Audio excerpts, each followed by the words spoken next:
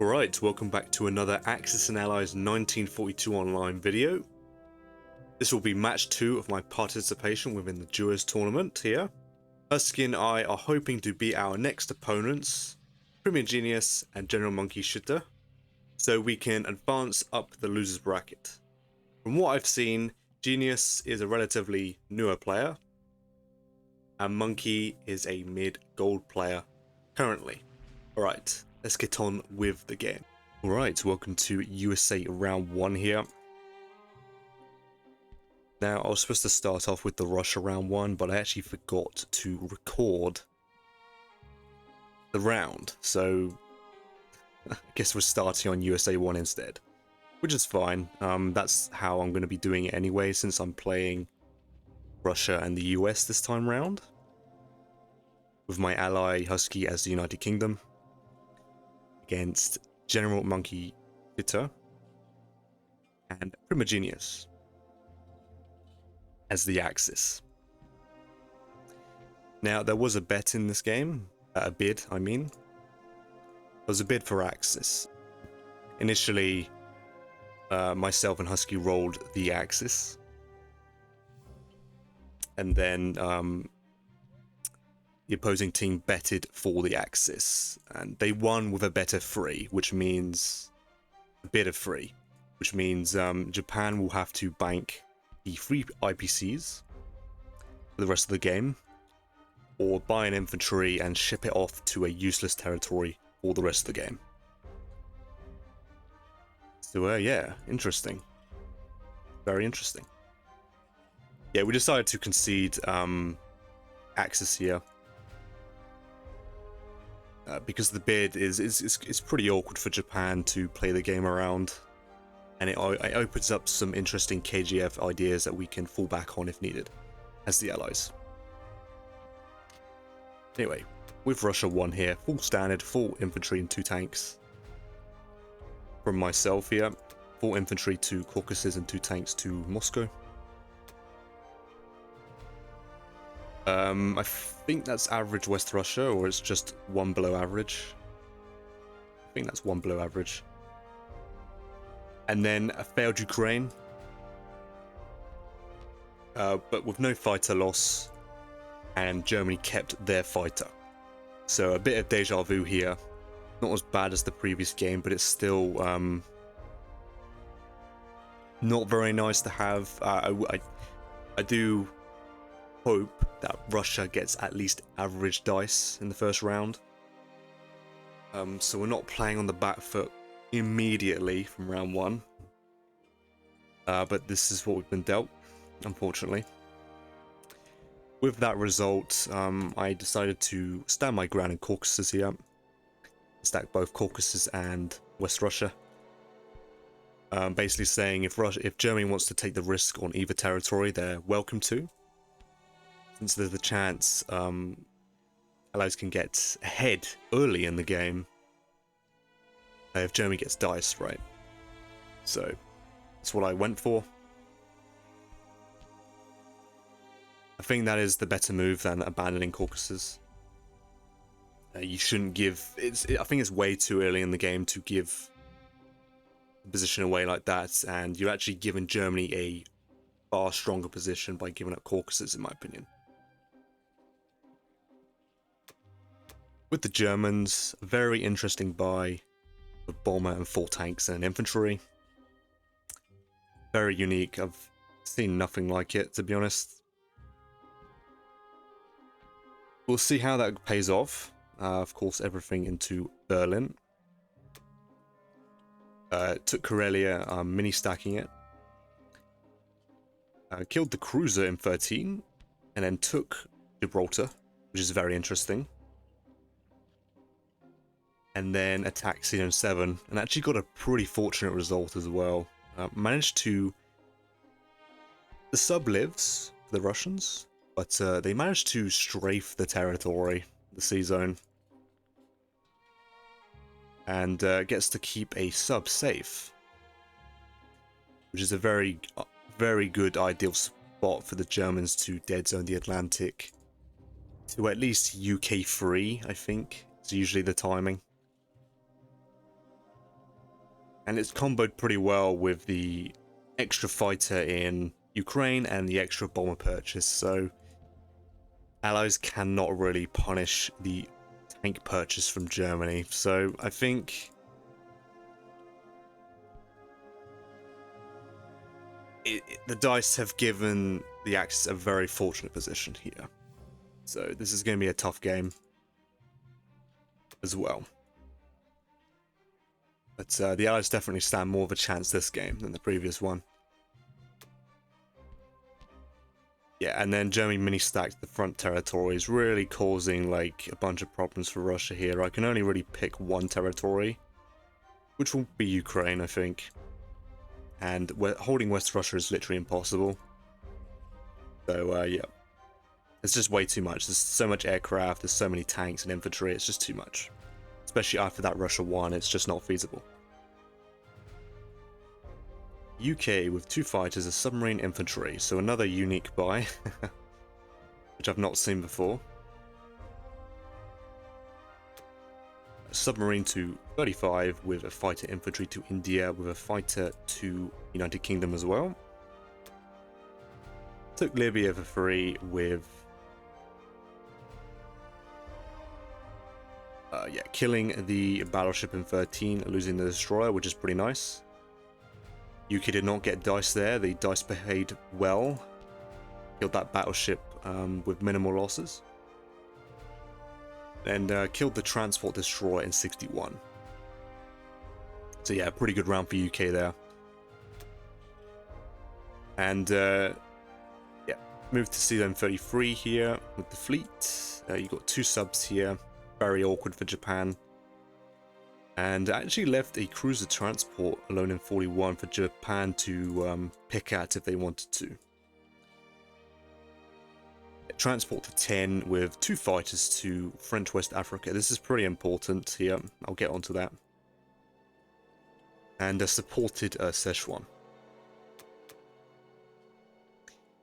3 transports, 2 infantry for Japan. Because of the bid, though Japan could just do a full standard buy, but they would have to make sure to either leave an infantry constantly in Japan for the rest of the game, or ship it off to a useless territory like Okinawa, for example. I guess that's a good spot for it. Killed the cruiser in 61, but they lost the destroyer. This is a pretty bad result for Japan here. It causes so many problems, especially with the UK sub buy. Especially since my sub is still around in 53. Yeah, that's really bad. But Japan only sent battleship carrier destroyer, so the odds are in Japan's favor to lose nothing. But you know, if that battleship miss is right, it's not reliable for the carrier or destroyer to get the hit as well, so it warranted at least a fighter or both battleships being sent there just to nullify any risk, because this is pretty catastrophic. And we're going to try and take real advantage of that as the Allies here. 2, yeah, took Yunnan, killing 2 infantry, losing 1. Took Burma, no units lost. Did Pearl Light, which quite risky, but it paid off for Japan because I had my sub on submerge. So either Japan predicted pretty well there, or they got lucky. I don't know. But yeah, it's a pretty good result, losing no planes.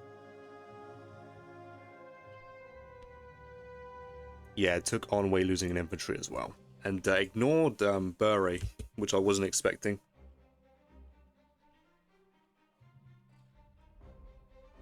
Yeah, so interesting board. With the bet, we could play KGF here, and Japan will have a very hard time defending themselves. With the bid and the -1 destroyer, despite the success in Pearl. But as the Allies here, We're going to go for a pretty unique strategy here. We're actually going to try and 2 ocean in this game. It's a pretty suboptimal way to play overall, but UK is in a very, very unique position. They have a lot of intact fleet in the Pacific still, and they actually have a pretty deadly fleet drop, 35, and UK has pretty good timings on a UK free on East Indies, and can become a really bad thorn in the Japanese side here. And it just compounds on the fact that Japan lost their destroyer, so they can't really do much. They're definitely forced to buy a destroyer on Japan 2 here, because we're going to aggressively position our subs in the Japanese face here. We can, well, I think UK is going to buy a bomber if they can afford it. To really cause pain to the Japanese fleet. Yeah, it's just a lot of bad news for the Japanese here, because this transport can come back to 39 and pressure DEI, and then this transport as well. And we're not going to commit to a full KGF. I think it's pretty important that the US gains control of the Atlantic. This is unacceptable. We're already fully dead zoned, and it would be dead zoned for the rest of the game if I don't go Atlantic with US. So the plan is I will go Atlantic. UK will go Indian. I'm going to send my fleet here to support the UK, and then the UK will drop fleet to support me in the Atlantic. So this could be a pretty fun game. So let's see how we do this. I will do the default buy for US. I need that fleet up and running here.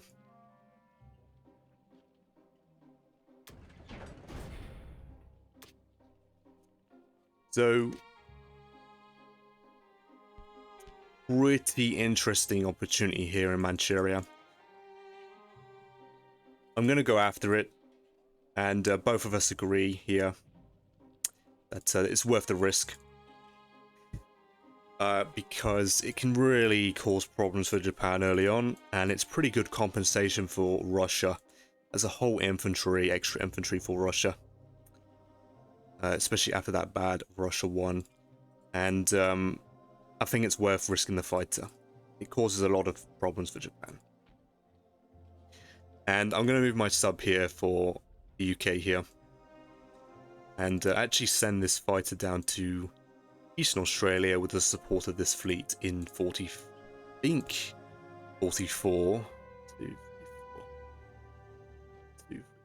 Yeah, because there's only a bomber fighter that can reach it.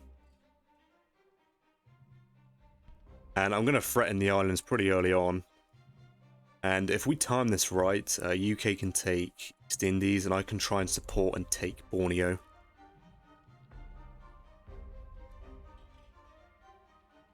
Yeah, it's going to be a very interesting game.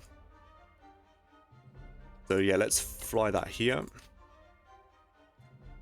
Also, if I fail to kill the infantry, I'm going to try hit it with the infantry. My ally thinks it's worth it. The 1 in 6 to kill the dude. So I will go for this play, and hopefully it pays off for the allies. And I think that's it for combat. There's not really much else to do. There's no point going after this. It's not necessary for the US to take it. I'm pretty sure. 1, 2, 4. There's no way for these planes to land. Good luck to the US.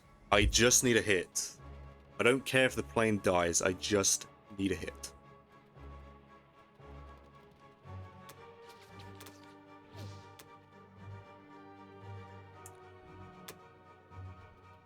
Okay, beautiful. That's amazing, truly. Beautiful. That's the kind of dice the Allies need.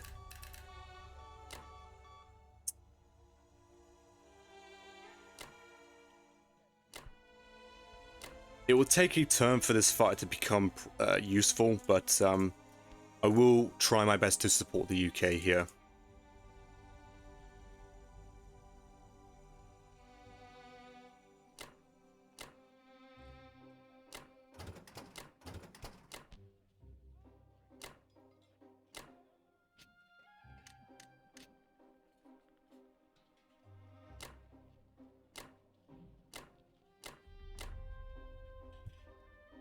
Now, Japan could go after Alaska, so I want this guy. Wait, what do I want? No, I don't. I have this fighter, this bomber,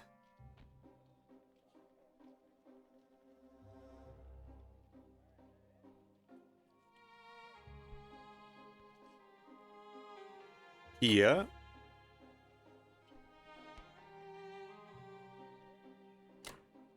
cruiser here. 1, 2, 3, 4, 5, 6. Is it worth Germany risking the bomber?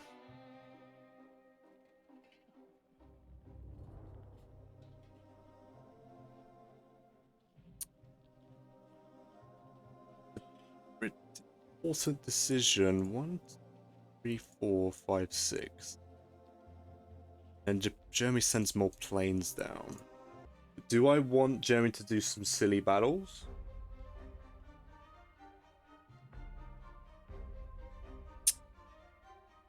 Now, yeah, if that's weird. That's such a weird play, though. I assume he wins and actually gets off scot-free. He's forced to land here or here. He would have to send reinforcements, otherwise the US would actually be strong enough just to wipe out the bomber. I'm gonna go calculate how many planes Germany has to commit to that battle. So if Germany wants to be a reliable hold, Germany has to send 4 of their fighters down, which I'm really not sure is the right move. But maybe it doesn't matter.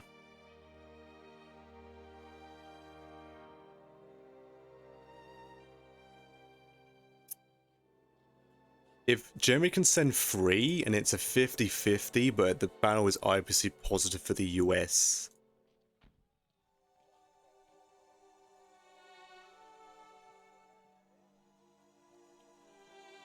Which is worth the US going for. Maybe, I don't know. The prize afterwards is that this is dead zoned, and then yeah, if I fail and then he kills 4 transports as a prize, it's a weird situation. I've never seen Germany do that, but I have no idea what to expect from the Axis this game. So it's a 50-50 that I get a hit back. I wouldn't say it's worth the bomber. They are worth the same value in IPC, but bombers are just far more useful. I just don't think it's worth risking. But like I said, if Germany wants a safe landing for their bomber, if they win that battle, they have to commit 4 fighters. I don't know if that's right, the correct move. I don't think it's worth it. Yeah. Right, that'll be it for the US here. So yeah, here, so this sub's right in the Japanese guts here. Very uncomfortable for them. Yep. And I'm pressuring the islands already. Good stuff.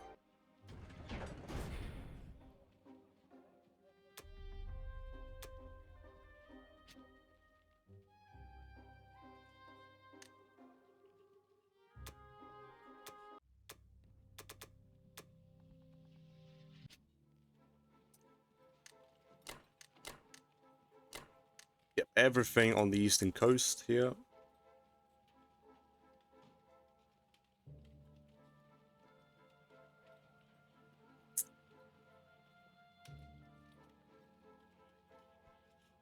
I put the bomber in UK because it was either UK or French West, because I want the bomber to pressure Morocco.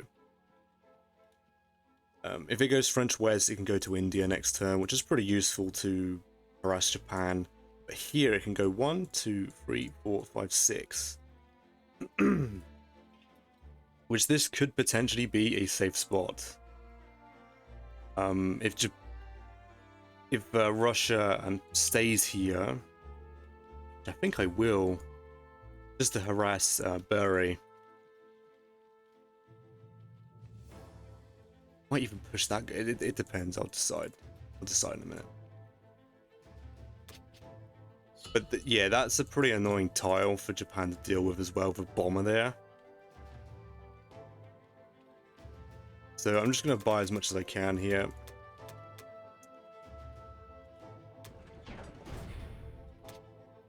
I get to take this for free, which is very nice. I get to kill that transport for free.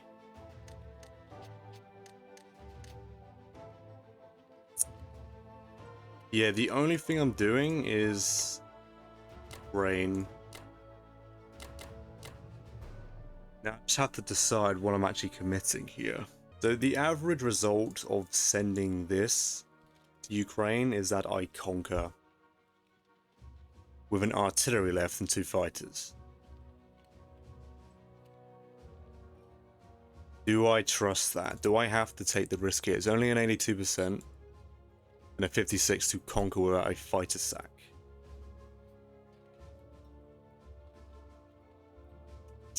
We'll see what this does with the UK, because if the UK buys the fleet, it might actually pin several fighters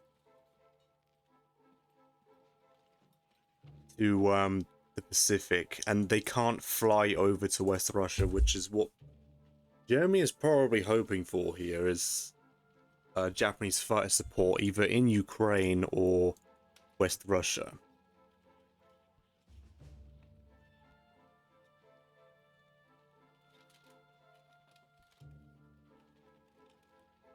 I'm really tempted to leave these guys behind. Even pushing a guy forward here is so annoying. There's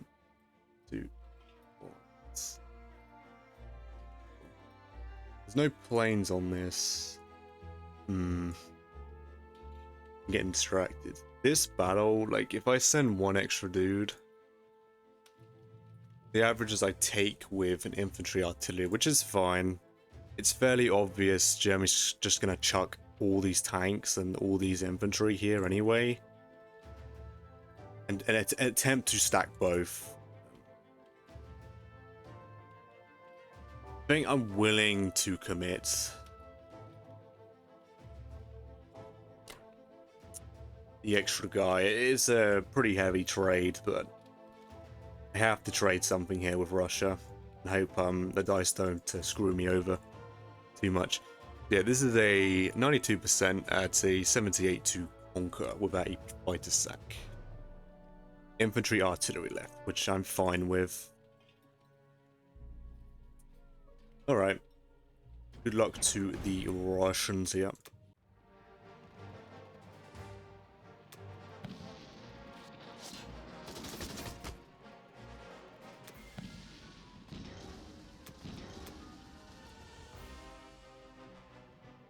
Yeah, I mean, there was a chance I could strafe the hell out of this dude, but it's fine. Go for the conquer here. Oh, got the average. 1 infantry over, which is unfortunate, but there's a chance if I didn't overcommit, I would have actually missed, because my dice, my planes were playing up, essentially.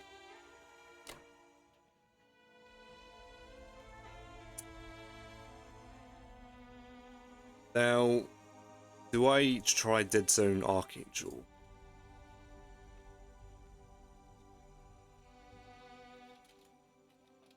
Just to avoid him sending 4 infantry and a tank. Probably should look out for that. Right, this will be the Russian setup here. I was thinking of keeping these guys behind, but I think Russia's going to need every man back coming towards Moscow here, because it's going to be a little while until Russia gets actual reinforcements from the Allies in the Atlantic here. And I'm gonna stack Kazakh here, because I'm gonna dead zone Xinjiang with these men, these units, and then these guys will be here to help me dead zone Archangel. So there's no mini stack. So Germany could do it, but I have a pretty good strafe on it. And yeah, I'm just gonna stack Caucasus here and try and dead zone Ukraine as hard as I can. I think Germany will try and stack both West Russia and Ukraine, but with UK putting their fleet down, Japan might not have the room to send their planes. It might really compromise them if they send all their planes to support the Germans here. So they're going to really have to think about that, because that's a pretty deadly surprise there for Japan. I might send it down, actually.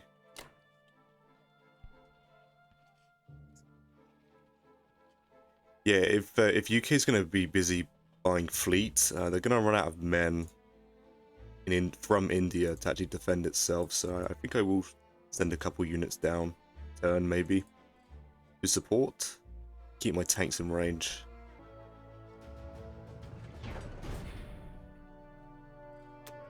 Blocked and blocked.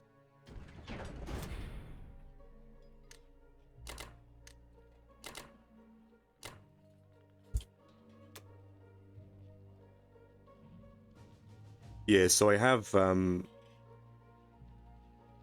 8 infantry and 3 tanks on this.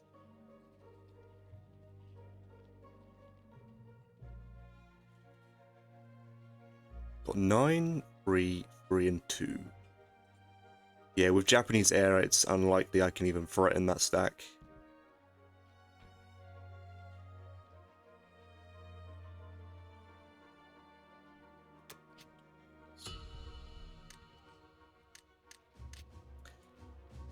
Alright, that is the end of USA round 1 and Russia round 1 and 2. I will be back with USA round 2. Alright, welcome back to USA round 2.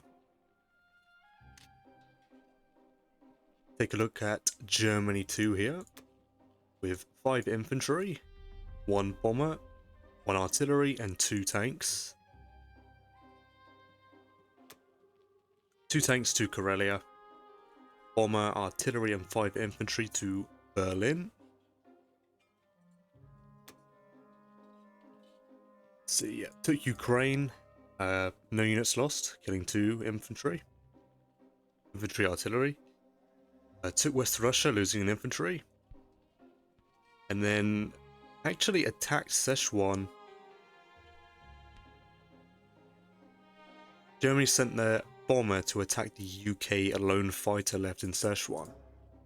I wasn't expecting. I really was not expecting that.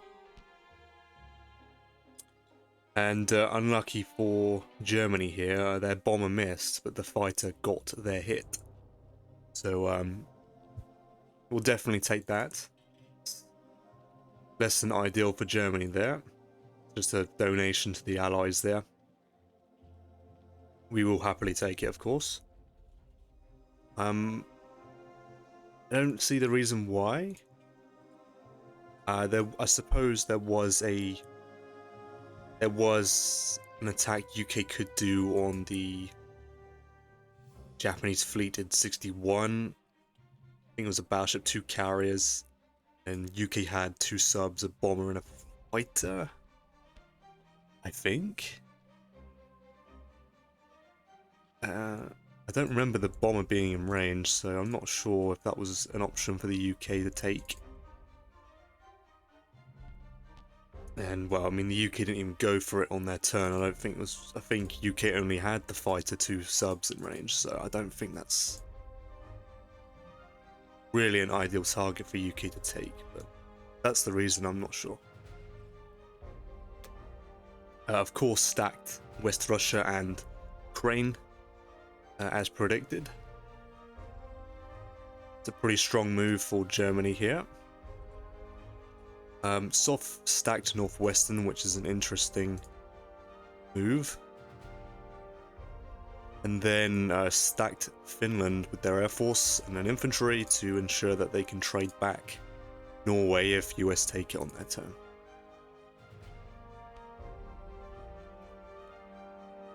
Yep, and just move back to Algeria with their stack. United Kingdom with a carrier, destroyer, bomber. Everything into 35 and of course the bomb into India here. Took France for free, sending the infantry tank. And took Burma, no units lost. So yeah, here we are. Here's the UK fleet drop. It's pretty deadly, actually. Japan is not going to have a very good time this game. Yeah, so that's a pretty deadly fleet drop. And 61 was heavily dead zone, like a 90% odds to dead zone it. 94, 95%, I think. It was close to 95%. Overwhelming profit if Japan tried stacking it. So yeah, very deadly. UK brought their cruiser transport back, ready to go after East Indies, UK free. Chose to left some units in Egypt just in case. UK might need the option to attack Libya next turn as well. But it's completely fine since UK left their transport in 34, which is completely safe. So even if these units will not be used on Libya, they can be sent to East Indies as well. So yeah, a very nice setup from UK here. Yeah, sent a sub to 61 to infiltrate the fleet. And apply a lot of pressure to 62. Yeah, there was 2 bombers and a sub since Russia took Manchuria and owned Buri and Soviet Far East. It really limited what the Japanese could do on their turn.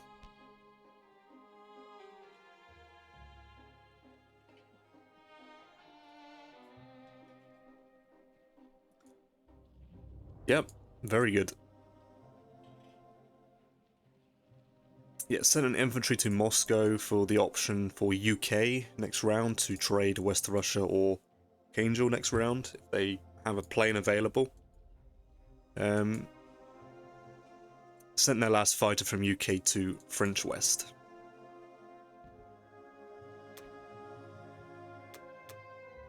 Japan with a destroyer submarine, 5 infantry and 1 artillery.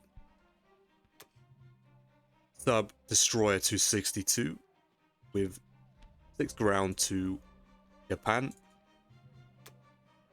Took Buri, Szechuan, Xinjiang for free. And then took Manchuria, no units lost.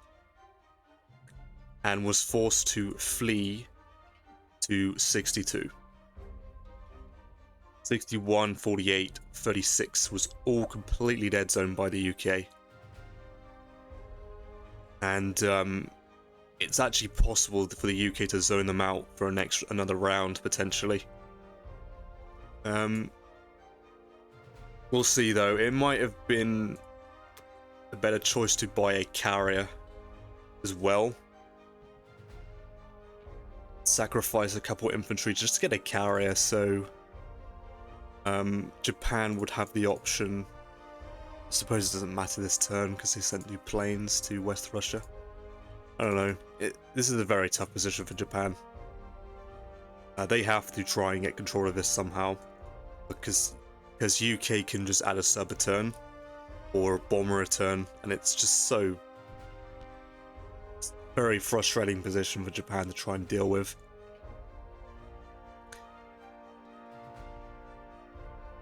It might be worth Japan try and go for a Kwangtung, I see, or Kangsu maybe, just to get a spot where they can deploy fleet into 61 instead of 62. So yeah, like I said, Germany stacked West Russia and Japan sent 2 planes. Russia has a... Let's load the calculation up. Yeah, 7, 9, 1 and 2, 19 versus 15 infantry, 3 artillery, 3 tanks, 2 infantry, 23 units. That is a 53% to hold IPC neutral attack for Russia. I don't think the Allies are in a position where they need to take a risk, so I'm just going to ignore it with Russia.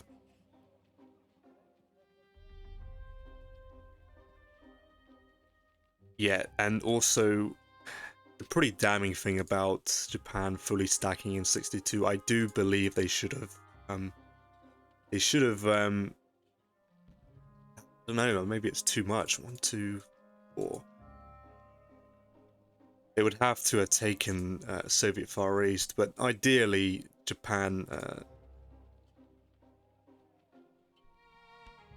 think the sub deployed into 60 made more sense here, just so that they can pressure 47, because US actually has the chance to take Borneo here, and Japan cannot take it back on the next turn.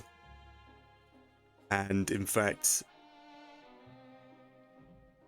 UK can then support US in 47, and I'm pretty sure still have the strength to defend themselves in 37, I think. So yeah, if US can achieve this, this is going to be a pretty disastrous game for Japan. I'm also going to go for Xinjiang here, 1 infantry, 1 fighter, just kill. Hopefully I kill the unit. That will prolong Ivenki and Novo, most likely, for an extra turn.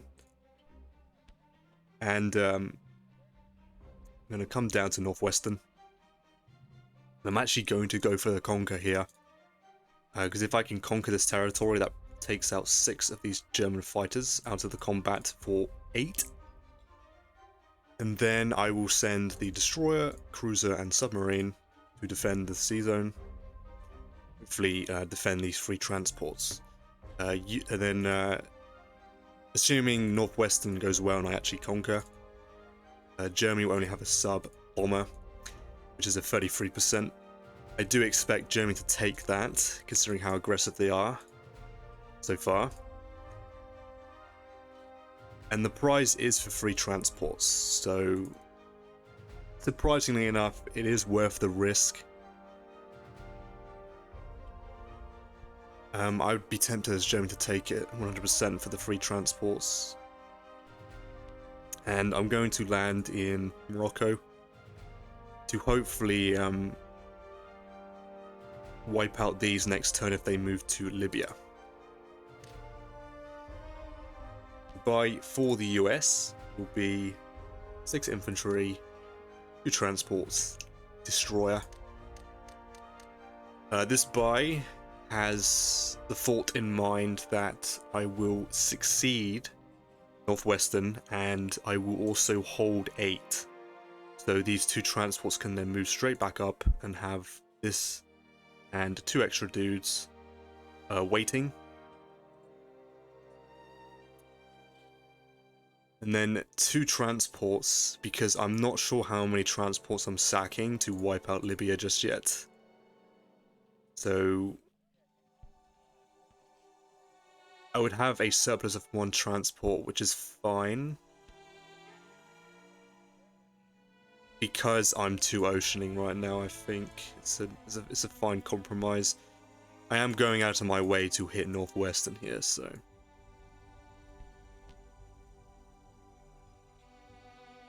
yeah, because of what I've got. This is, yeah, it does assume 2 move up, and then 4 are waiting for the 2 new transports. Then I will have at least 1 waiting. That will come back to 11, and then the other 2, if they survive, come back to 10 with a full shuck. With an additional AA gun.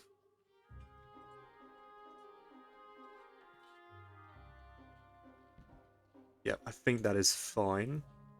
The other option is to go for Norway, but Germany has prepared a retake, and I don't think it's worth sacking a transport for in this case, when I can't reliably hold it for longer than 1 turn at the moment.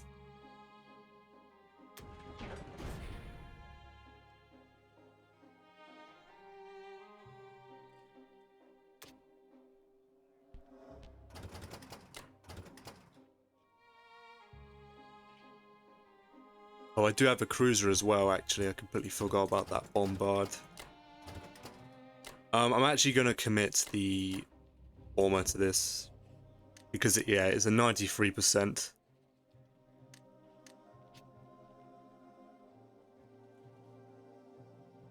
And I must remember to attempt to take Morocco here. This is a 90%. From the first round, the odds changed to a 60%, assuming he misses and I miss. So yeah, hopefully I can pull that off, and then I'll go after Xinjiang.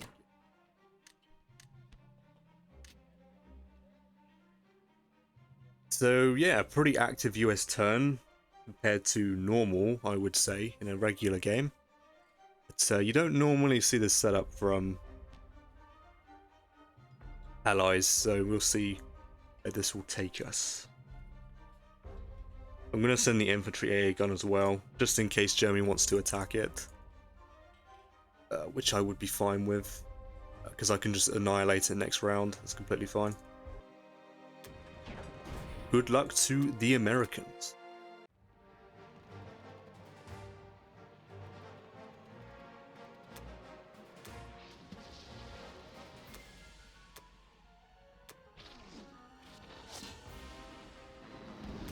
Okay, that's a bad sign. The Americans are a little sleepy at the moment. Come on, boys.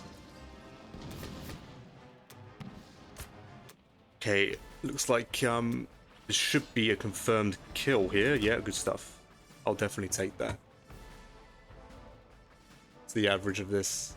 Interested? That is the average. All right, excellent.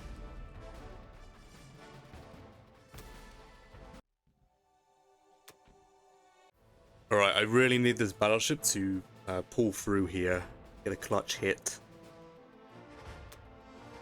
Of course not. It's too good to be true.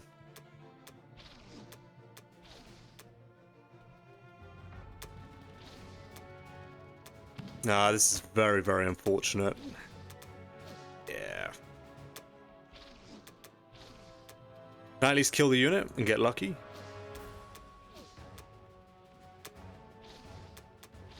Just kill the unit. I don't care if I don't take it. Come on. There you go. Oh, beautiful. There you go. Clutch. Absolutely clutch. Unbelievable, that.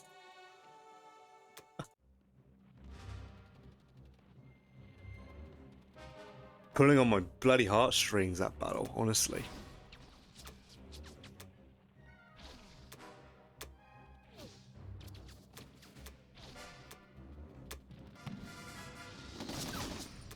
Wow, unbelievable. What a flawless round for US.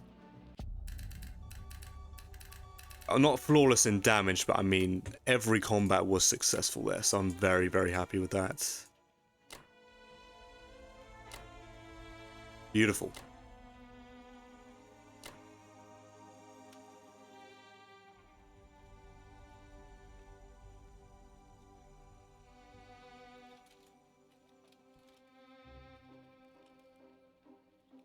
I think this sub serves far more purpose in 52 here.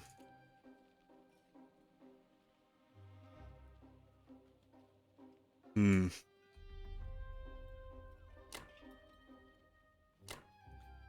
Yeah, I must move the US sub there. The Russian sub, my bad.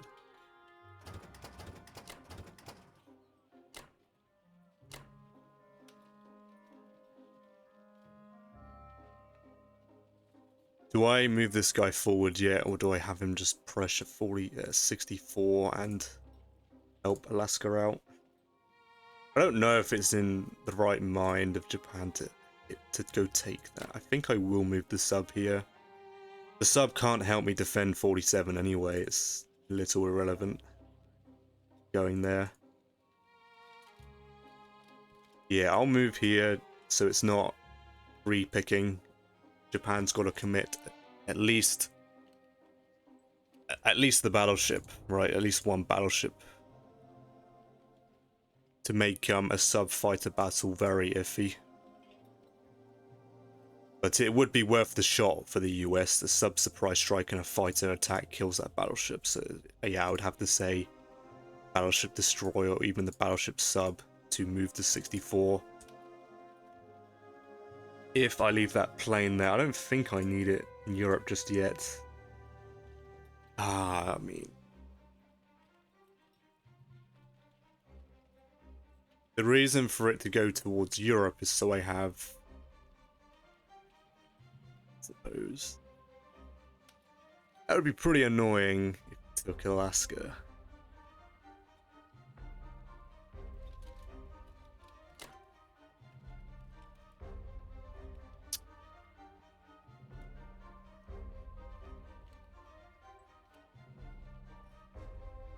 Could land that fighter there if I put it there.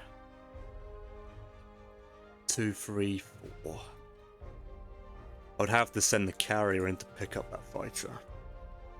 1, 2, 3.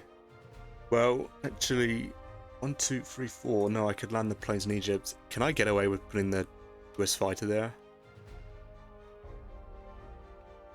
It would justify me leaving the AA gun in Persia for a turn.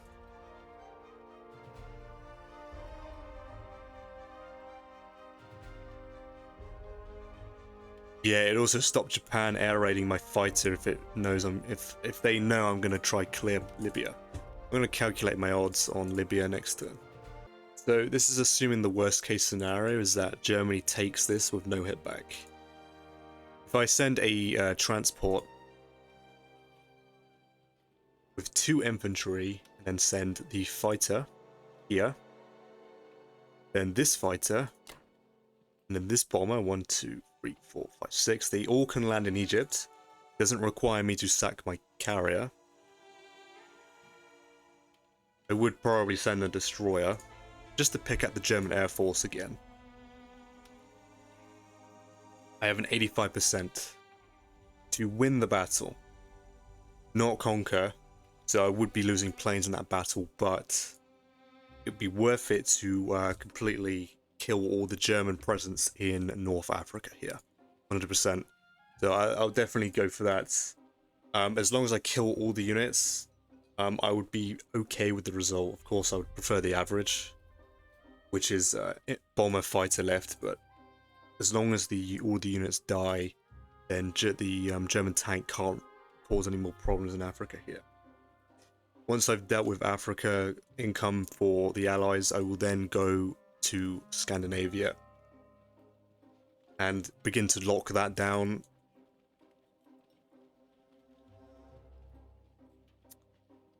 I will calculate my odds on holding Moscow. I'm pretty sure it's safe. Yeah, I can do with that without that US fighter. I have over 90, roughly 97% odds to hold Moscow against the full German might. Actually, no, it's a 92%. I forgot the bomber. Yeah, I don't see Germany hitting that. It doesn't make a whole lot of sense. Heavily IPC negative for Germany, makes no sense. Yeah, so I will compromise this fighter position for one more round. I would prefer to send it to Europe, but I think it makes more sense to pressure 64 slightly and to guarantee Alaska retake. Not guarantee it, but have better odds on a retake. It's more reliable with the fighter and 2 infantry. So Japan would want to actually go and hold it, they would have to commit at least 2 transports, which I don't think is the right move. But I just want to limit. I want to assist my ally here and just limit what the Japanese can do entirely, and just strangle them for income by taking the money islands here. Yeah, and then this remaining fleet from the US will just be here to support the UK. Probably for the rest of the game, while UK spends, like, I don't know, I guess they could just keep playing and just keep dead zoning the sea zones and just be a complete nuisance towards Japan. Yeah, just another quick note, and I didn't notice that Japan actually just completely gave up attacking Burma. I'm not sure if they had the strength to. I'd assume they did because of the amount of units here. That actually gives UK the opportunity to go trade French Indo at the same time as well. And if UK can take this and then dead zone 36, Japan can't even. It would require Japan to sack a transport to retake, which I don't think's very good for Japan. You don't want Japan sacking transports for minimal gain. Yeah, it's definitely worth UK just sending both these guys down. Yeah, this is shaping up to being a pretty deadly jump on Japan. This 2 ocean might actually be pulled off pretty well here. Against a bid, I will add, pulling off 2 ocean normally is quite the task. It can be done. I know C. Brown is quite the fan of the UK-India fleet. There are several members from the Discord that are very fond of this playstyle as well. I have no experience with it, so I'm just trying to do my best to support my ally here as much as I can. That was a very, very good round from US here. Oh yeah, I forgot I'm buying a destroyer. The reason I'm buying a destroyer is to just to keep tops on my fleet. It's not a particularly strong fleet at the moment, and Germany seems pretty keen on investing in planes and is pretty keen on risking their air force, so I do imagine they would hit 8. So I'm just topping up in preparation of that battle. Yeah, just a precaution. I can afford to do it. It's fine. The more I invest into the Navy, into the Atlantic, the less the UK has to for themselves.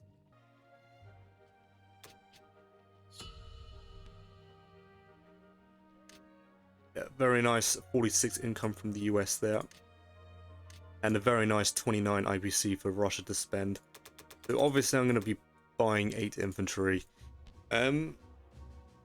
I think I'm actually going to buy mass artillery here. So Russia can get some teeth going. Definitely.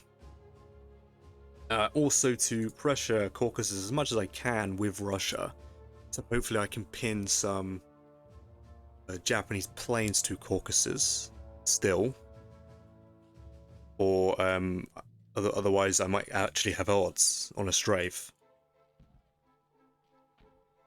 And also to ensure a complete dead zone of Zach. So I have the very, very high attack power strafe for round 1.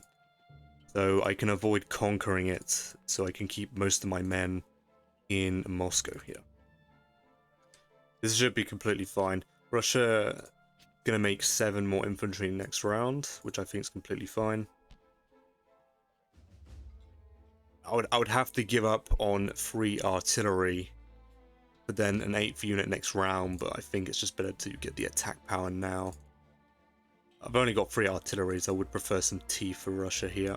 I think it's fairly obvious Germany will be stacking Caucasus. I think as the Axis, Germany has to stack Caucasus here, because Japan is going to be quite crippled this game. So Germany has to be the one to actually make the play for the Axis here. We'll see if Germany can handle that. But like I said, the 2 ocean might be pulled off here.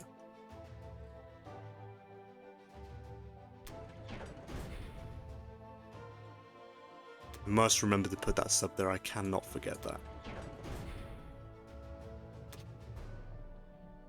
Yeah, there will be no combat from the Russians this turn.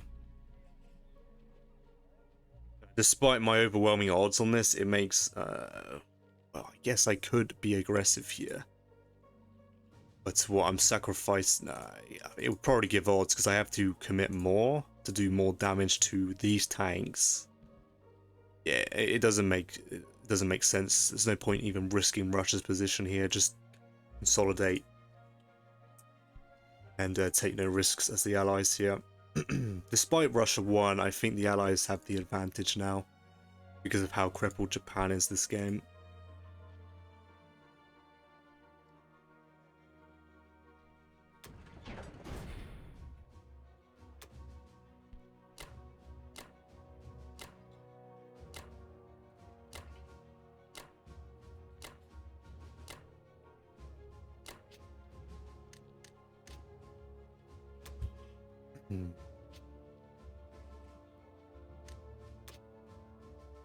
AA first, that's fine. Yeah, subs do not submerge, that's good. The reason I'm exiting the game is to ensure that the game reloads the defensive profiles for my nations here. Whether that actually does anything or it's just pure paranoia is another story. It calmed my it calms my paranoia. I'd hate to make a mistake, so it's just whether or not I commit these two guys here. But Japan does have, yeah, infantry, tank, and 4 planes. It's such a worthwhile attack. I don't even think I should be giving that to Japan. Maybe 1 is justifiable, I think.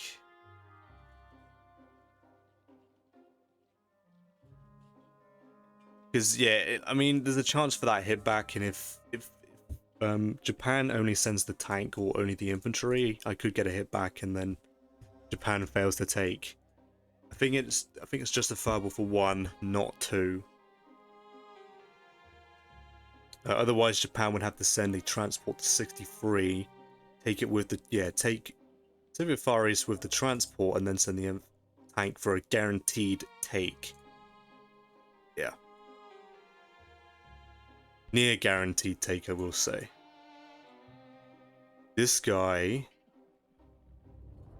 I think, makes the most sense coming to Evenki so that I can trade Xinjiang with Russia, potentially. And it's an extra guy on Kazakh, so I can use the guy here instead of an extra dude from Moscow here. And yeah, I will leave the AA gun here just to stop Japan just attacking US fighter. I might request UK leave the dude here anyway. I think UK has to anyway. Yeah, just to block the German tanks coming down to India, so they're actually forced to send a dude here. The AA gun would come down, and then the fighter would go the attack on Libya. Yeah, I'm very happy with the way this game's going. I cannot complain. This position is actually brutally strong against Japan. It's quite yeah, it's really rough for Japan. Right. Yeah, Russia's strength is actually pretty good now after that Russia 1. That's very nice strength. I mean, I didn't trade this round, so Germany will be stronger. But yeah, I'm very happy with this. Alright, yeah, well, that is the end of USA round 2 and Russia round 3, and I'll be back with USA round 3. Alright, welcome back to USA round 3.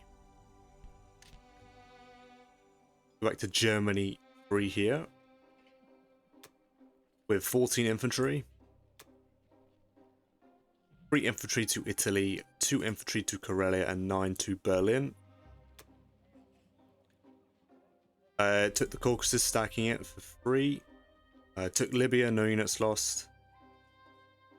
actually attacked 8, killing the Russian sub, losing their submarine, and retreated with the bomber. Took Northwestern back, losing an infantry, and then Archangel, no units lost, then took France, losing 1 infantry. So that was a pretty good round for Germany there.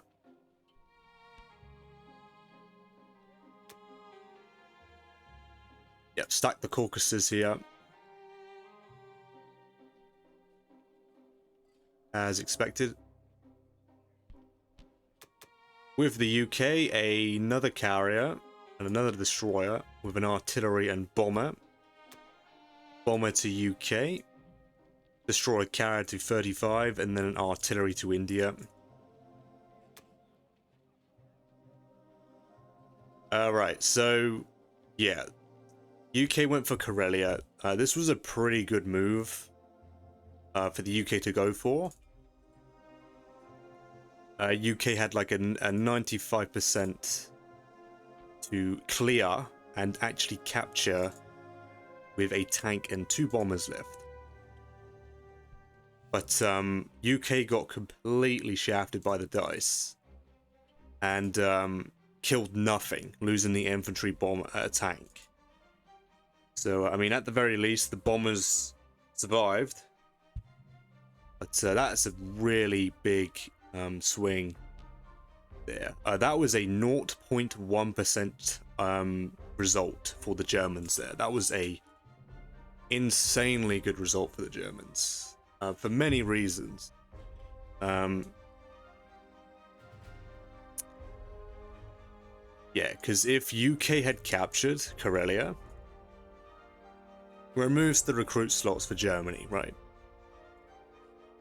Germany has nothing else in range if Russia takes West Russia and Archangel. That is 2 whole turns of recruitment denied. So yeah, that's a pretty significant result there. That actually boosts the German progression at least ahead by a turn, I would say, even 2 turns. That's really unfortunate for us. Another thing is if UK did capture it, it would actually justify US sacking a transport to take Norway. Then US could actually deploy a Norway IC, and that IC would actually be protected and could actually produce units before Germany arrives back to press into Finland, right? The US would actually be able to start a stack in Norway. But yeah, so that's a very one-sided result there for Germany. Very unfortunate for us.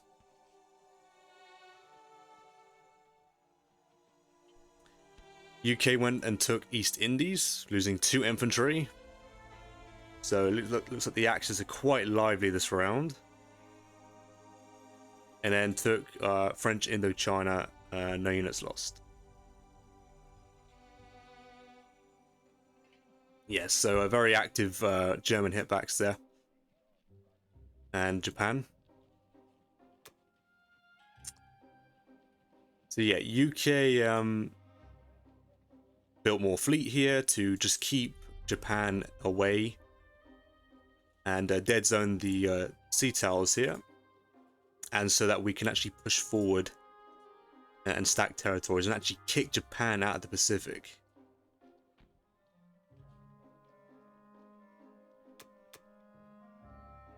Two destroyers with 5 infantry and 2 artilleries for the Japanese. 2 destroyers to 62 with everything else into Japan. Took Alaska and actually stacking it with all their transports. Took Kazakh for free, stacking it, and then attacked Xinjiang, losing an infantry. Killing an infantry. So yeah, it looks like Japan is going to completely, well, leave the Pacific here. And I don't think this is a direct play for Western United States. I didn't expect every transport to arrive here. I did expect Japan to leave a transport in 63 to actually take Soviet Far East. But yeah, there is a lot of pressure, and Japan is actually going to have a 21% chance to actually conquer Western on their turn. I don't know if they would go for it. It's quite IPC negative for Japan to go for it, but if they pull it off, this is probably a very Axis favored game. The battle is a straight 14v14. I could increase the odds, but I require this fighter to actually clear Libya this turn. For the UK, and to stop Germany getting any more income in Africa. So yeah, a very interesting board for round 3, to say the least. Okay, well, the US will remain in the Atlantic and remain keep a presence here, but I'm actually gonna help UK a lot more in the Pacific now and actually go for more of a KGF strategy now, since Japan has completely given up the Pacific for the most part. UK is heavily dead zoning this area, so I'm going to get 10 ground for Western United States and an IC for Borneo.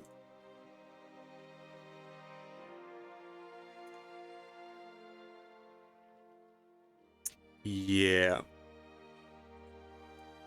And the Allies are going to go for a bit of a combined play here.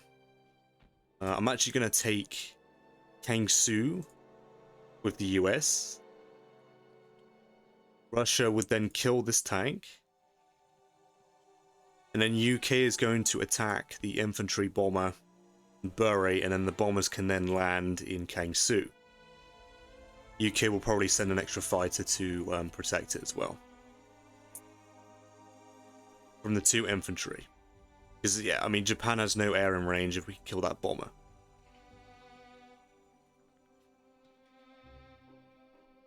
There was an alternative suggestion where I take Kwangtung instead, and Russia kills the tank and UK air raids Anhui instead, but I think this is a more juicier target for the UK to kill here, definitely. And the UK is going to go for Philippines. Because the timing for US to pull that off, it takes 2 to 3 turns, which is a little too slow. Whereas UK already has odds and can take it on their next turn. So if you're doing KGF, which we're going to turn into a more KGF strategy here now, I do recommend taking the islands with UK, prioritize UK taking it instead. But in this example, it makes far more sense for the UK to take it. And assuming that there's going to be no sea lion attempt in the near future, UK can actually put off an IC in East Indies. Maybe not Philippines, we'll see about that, but I think this is fine, UK taking all this money here for a change. UK is providing the most effort in this KGF strategy now, so I think it's fine. Yeah, I'm going to take Kangsu, attack Libya. I was going to take Norway, but I'm actually going to take Algeria instead. It doesn't make a whole lot of sense anymore, in my opinion. I have to take Norway. I can threaten it next round anyway. Yes, this will be the buy.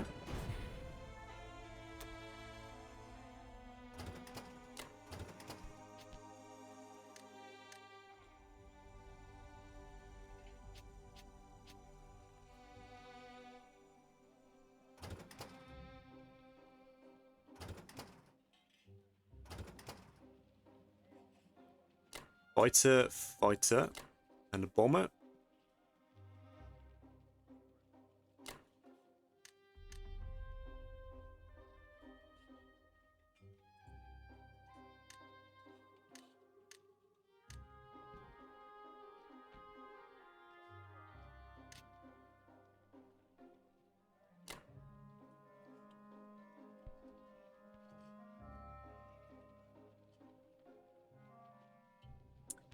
I'm thinking of moving this US unit to Vologda and sending an AA gun there so that Germany doesn't get any ideas of sending the infantry bomber at it. I might send an extra dude just to fully solidify it as Russian. Yep, that'll do. Good luck to the US.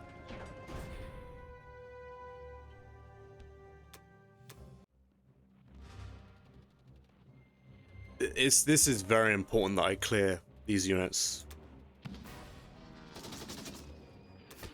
Wow.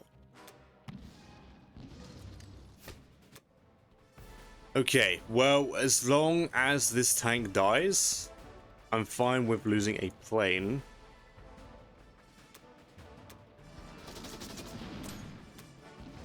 Yeah, unfortunate that he got another hit back. But that is the average result of that combat.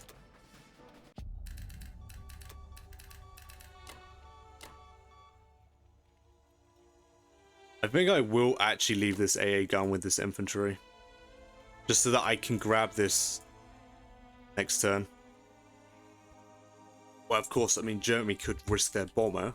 It's not really recommended.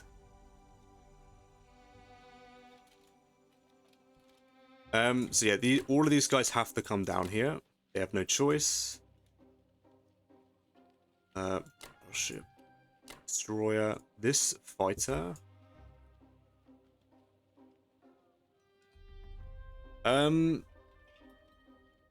Probably to India.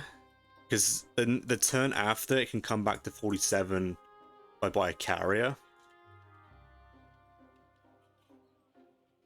This submarine either goes to 48, help defend 48 with UK, or it comes to 54 just to make sure that he doesn't just leave a naked transport.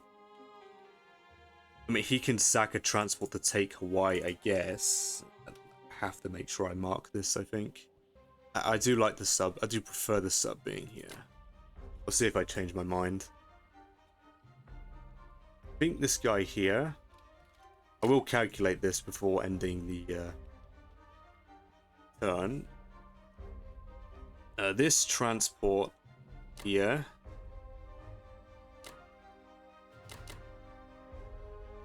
I think... that...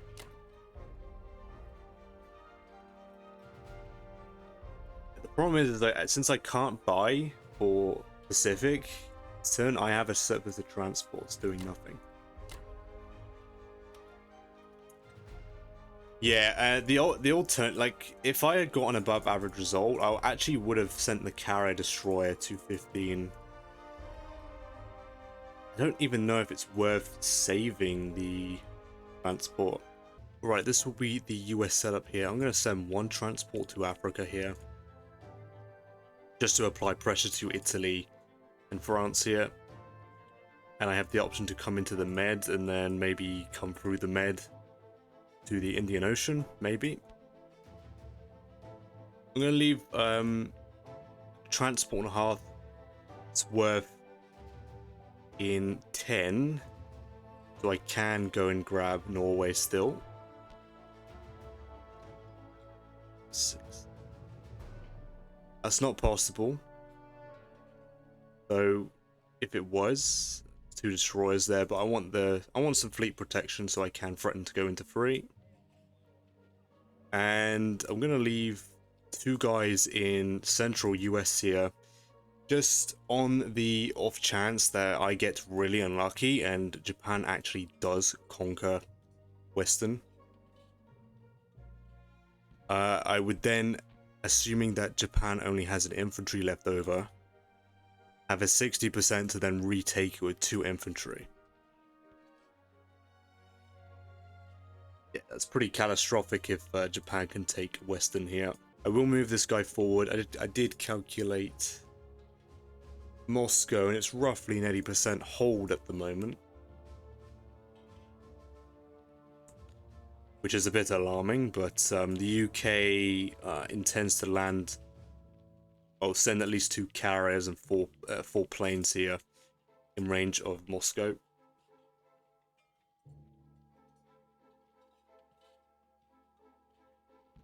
And I'm going to put the AA gun here as well. And yeah, that'll be it.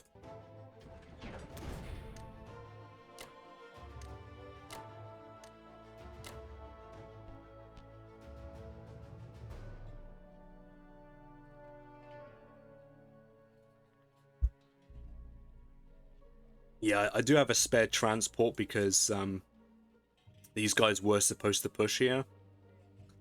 But yeah, I did not expect Japan just to fully commit, give it up. It's fine. Hopefully it's fine.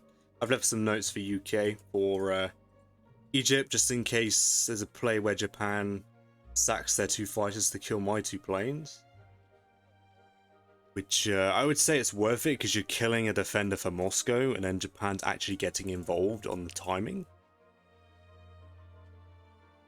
And then I've left a note in UK just so that the UK needs to be mindful and add some units to UK itself, because there could be play where Germany actually starts buying fleet, which might stretch the UK supply lines a bit too much to actually allow UK to deploy an IC there. So yeah, I think every turn UK is going to need to start considering adding men, just in case. I do have US in range in several places, so I can drop.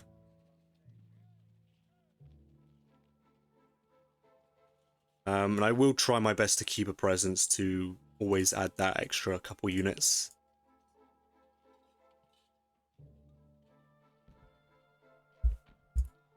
Alright. Destroy battleship. UK has enough units to defend both sea zones, no problem. Especially if they kill that extra attacker.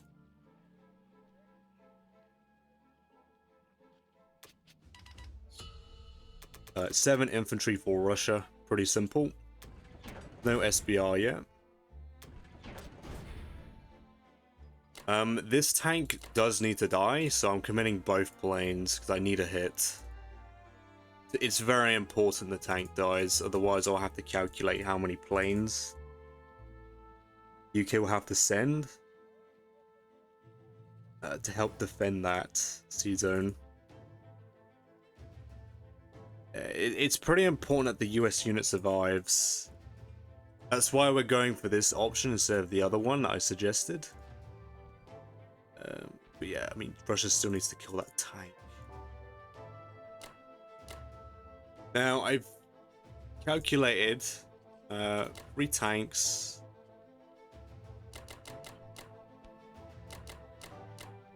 Uh, 12 units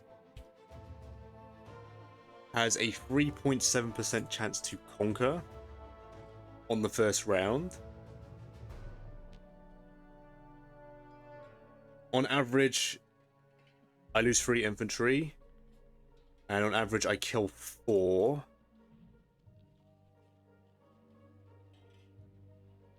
If I add an extra infantry, it goes up to a 6% conquer. I think I'm fine with going for that, because then I get an extra 2 infantry kills. No, an extra infantry kill. Yes, it's yeah. On average, I kill 5 and lose 3. I think I have to go for this. Yeah, a 6.3% chance to conquer, which I do not want to conquer. It is very important that I do not conquer this.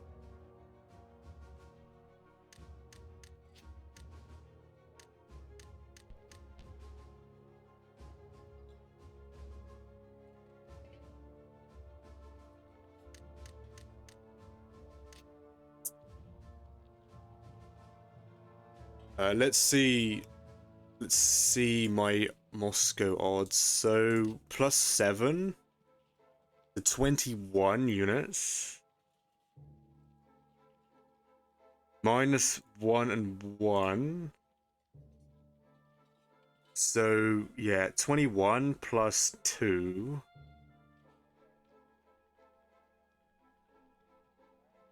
Germany would have a 27%.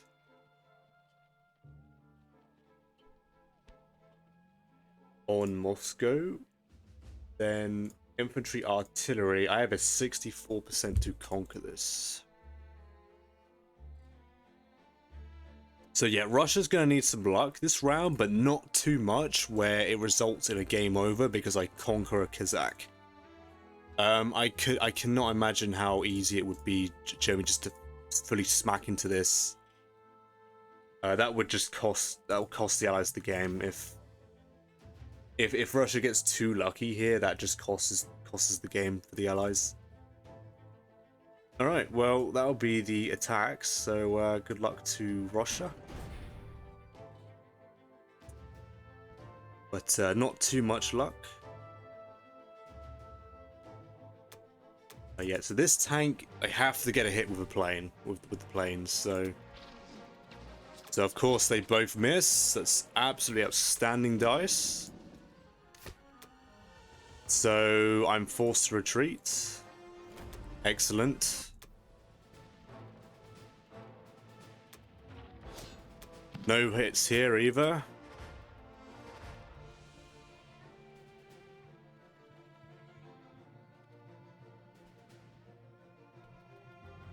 So this is a bit of a disastrous round for the Allies here. Yeah, this is really bad.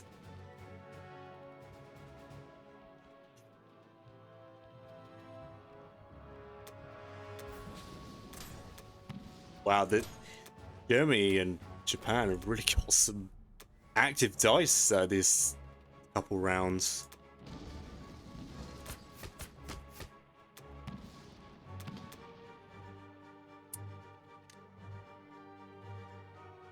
I killed 5. Or his 3, which is bang on average, but with how the rest of the round went, I was hoping for a little bit better than that, to be honest. Yeah, that's really bad.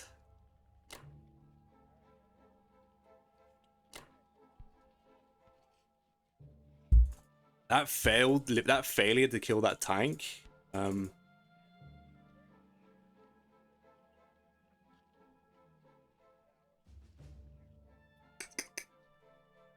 That's really bad. Yeah, that'd be pretty huge to kill that tank, but of course I can't.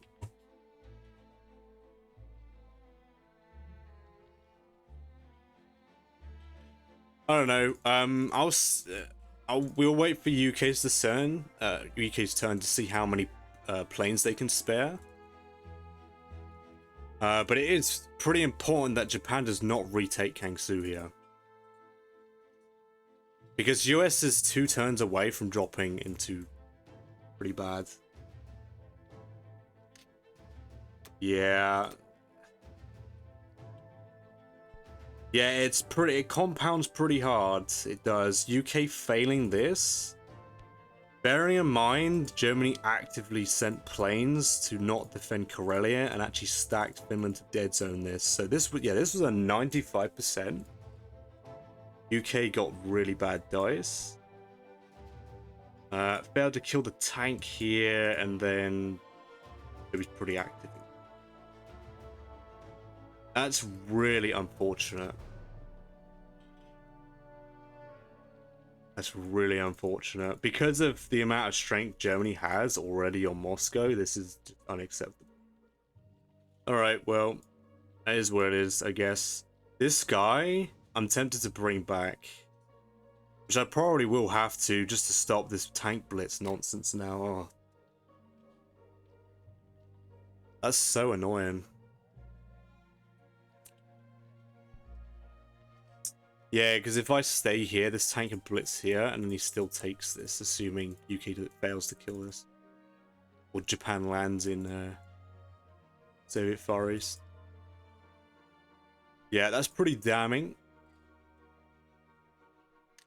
So hopefully, when it comes to Germany taking a major battle somewhere, they get punished for it, because they've had a lifesaver in Karelia. Alright. Yeah, that's really sucky dice. But, I mean, so far, we've had a lot of success against Japan. Germany has an extra dude now, so how much does that affect things? 16, 23, 7, 3, and 2. 4 tanks, 2 bombers. So yeah, Germany has a 36% at minus 51 attack profit. Germany should not hit that. But if Germany hits it and wins, and actually wins, it's game. I'm pretty sure. Alright. Yeah, it's really unfortunate dice there.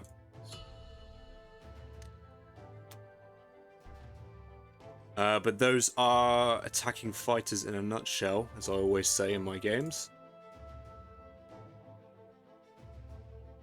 Alright, that's the end of USA round 3 and Russia round 4, and I'll be back with USA round 4. Right, USA round 4. Let's go back to Germany 4 here, with 4 artilleries, 2 tanks, a bomber, and 2 infantry. 4 artilleries to the Caucasus, with 2 tanks to Karelia, and bomber, 2 infantry to Berlin. Took out the UK transport in 5, and actually did go for Vologda here, using both the infantry bomber, which I'll gladly take that. That is, in my opinion, unnecessarily aggressive here. I'm really happy that I stretched the Moscow odds a little bit just to preserve that Russian income and take away 15 IPC worth of material from him. I assume the AA gun shot the bomber down, which is very unlucky on the German part, but that's the risk. Yeah, it must have been a one rounder. The AA gun got a hit, and then the US infantry also got a hit, and no hits for the Germans, so I'll happily take that. Germany actually left my transport in 15 alive just to go for that move, so I'll definitely take it, of course. Yep, so Germany kept the stack in Caucasus.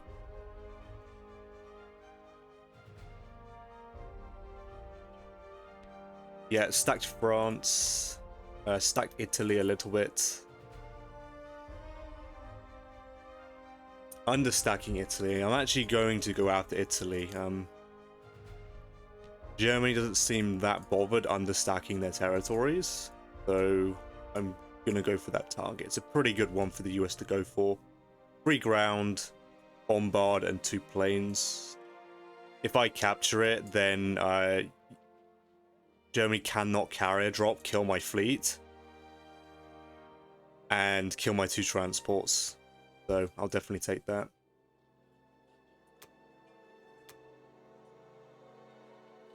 UK bought fighter tank infantry with an industry, or DEI, and then the rest of the units in India.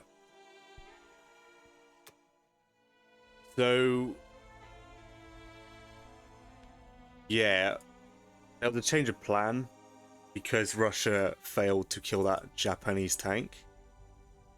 So UK actually had to stack Kangsu just to stop Japan actually retaking it.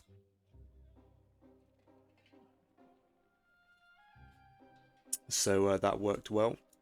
Okay. But UK bombed Karelia for 1. Liberated Yunnan. Took Guangdong for 3. Took New Guinea. No units lost. Attacked Buri. Actually got a very good result there. killing the infantry bomber with no units lost. That's very, very nice. And then cleared Kazakh, the Japanese infantry, which I didn't see myself. I didn't think it was worth UK going for, but I'm actually happy they went for it.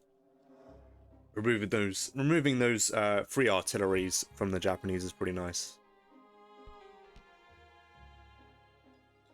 Yeah, and that was a very good result. Well, that was a good result.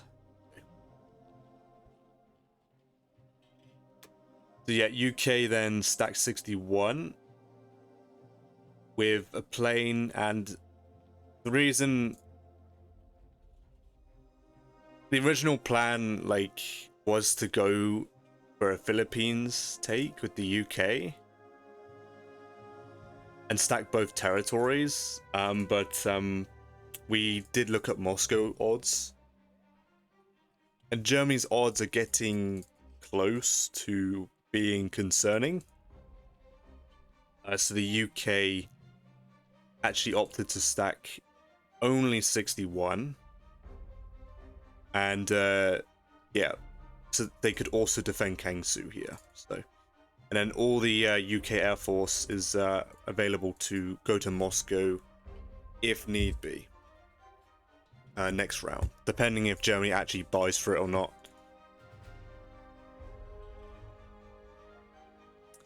Yep, I sent a dude to Egypt just in case Japan tried their odds at attacking my aircraft.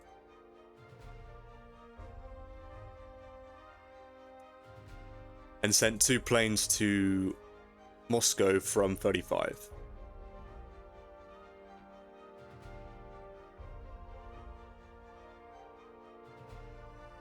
Yeah, I suppose that makes sense. Yeah. I did say that I could move my US planes there instead of the extra UK one, but I think the UK sent their extra plane so I can actually have this fighter free to attack this target.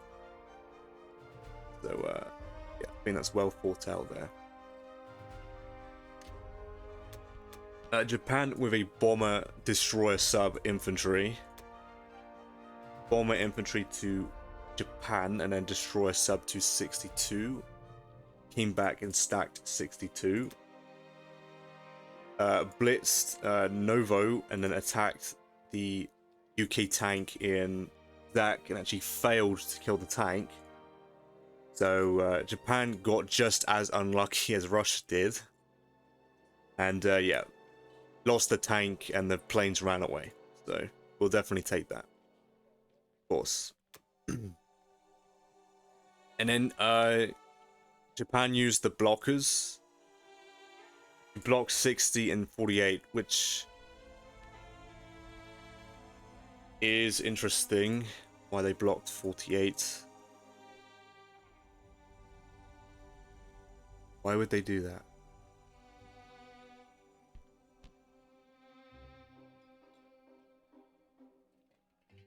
Why would they do that? I'm not too sure myself, actually. The reason for 60 is so that US can't sack their transport, I think. US can't sack their transport to go to 63 and take Bury. Then UK gets an extra bomber on 62. Now, the UK does have a 60% on the fleet right now, but it's I don't think it's a necessary risk for the UK to take here. It would cost the entire UK Navy, and that's five. Yeah, it would be 5 UK planes that are in range of Moscow that won't make it. So I don't think it's available, especially if Germany does buy for Moscow timing. These planes would have to support Moscow. Yeah, and it's only at 60%. It's barely IPC positive, like 7 IPC positive. And even if UK clears it, then Allies have no fleet, and then Japan has a destroyer and 3 planes available to try clear the sea zones of Allied shipping. Yeah, which is not very good for us. the Allied Navy would be nothing, and then Japan would just have to buy air for the rest of the game and zone us off, which would be really awkward. But yeah, I don't think it's worth the risk. Alright, well, with the US here, I'm thinking 2 infantry with 2 transports, carrier and a fighter. It'll be 2 infantry carrier fighter for 47. This transport will just non-com to 47 here.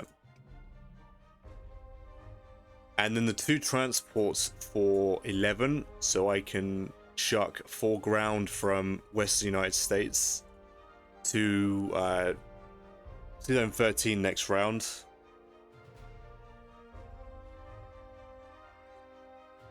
So I can use some of these surplus units because they provide no value at the moment. Yeah.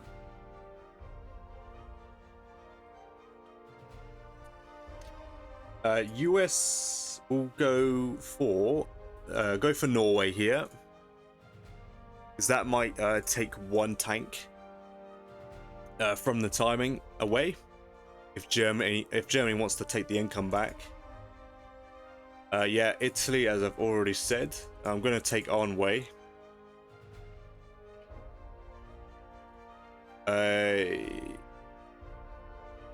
And kill that destroyer in 48 with just the battleship.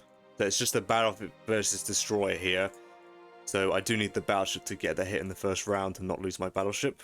Potentially lose my battleship. I think it's like a 2% odd.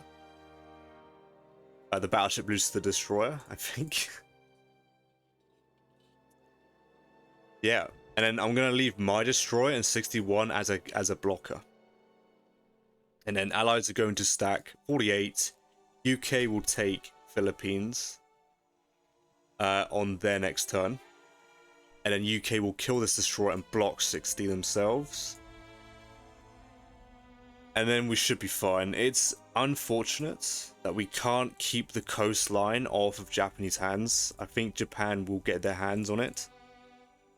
But I think at the very least, maybe not Kwangtung, but hopefully the UK can dead zone 61 on their next turn, so that if Japan insists on retaking Kwangtung, they have to sack a transport for it instead of moving in with their full navy. Weirdly enough, UK has a pretty high attack power attack on Japan mainland. Wow, yeah, that's actually really interesting. I'm actually going to see UK odds on this. What? Yeah, that's foreground. That is foreground and potentially 4 planes, 4 fighters, and 2 bombers, right? 1, 2. Yeah, yeah, it is. I reckon UK's got odds on Japan here. If that's the case, then Japan has to be trying to bait their fleet here, or they just completely missed it. I'm going to calculate UK odds on that. It's actually pretty interesting. Yeah, assuming I do clear this with the battleship. Oh, even a cruiser bombard. Actually, no, because of the destroyer. Well, it's actually pretty important I clear this with the battleship then, because that actually gives us the option to go for Japan. Yeah, unless I've miscalculated horrendously here, UK has a 97%. It's almost too good to be true.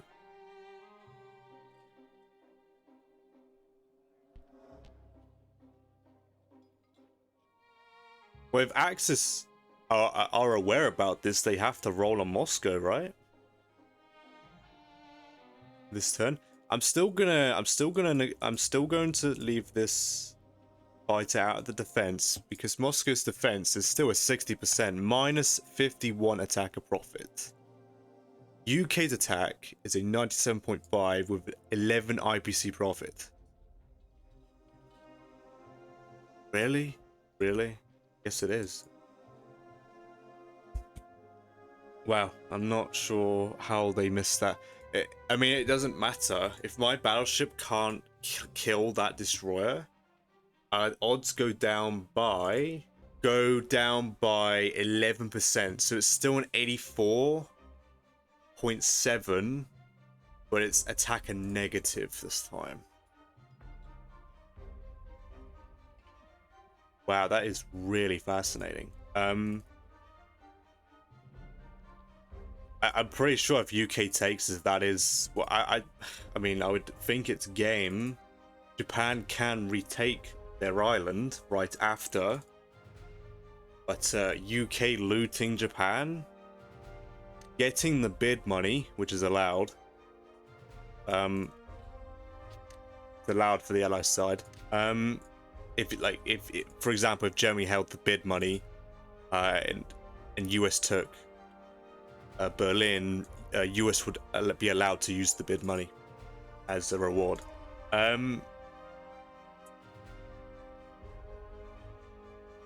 Wow. Yeah, so UK would take this. Japan could retake, but that's 2 whole turns of no recruitment. And that's 2 whole turns of allied recruitment down here. I would think that's game. Germany should probably continue and try and roll on Moscow. Or try sea line attempt, but yeah, that's absolutely fascinating.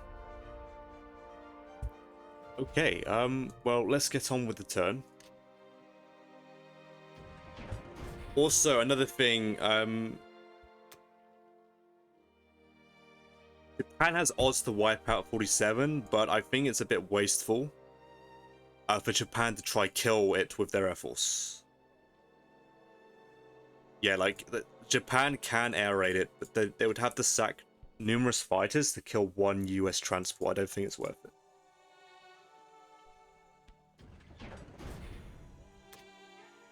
That's really interesting. Good job I checked, because that would have been annoying if I missed that. Right, so yeah, I'm going to sack a transport for Norway.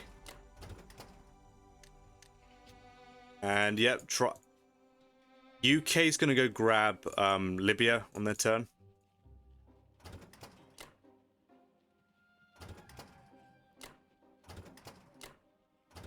Yep, cruiser, and then fighter, bomber.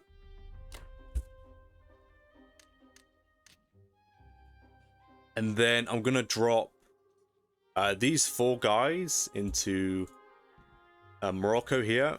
Send 2 destroyers. So Germany has the option to go after the 2 transports. But it's only a 13%.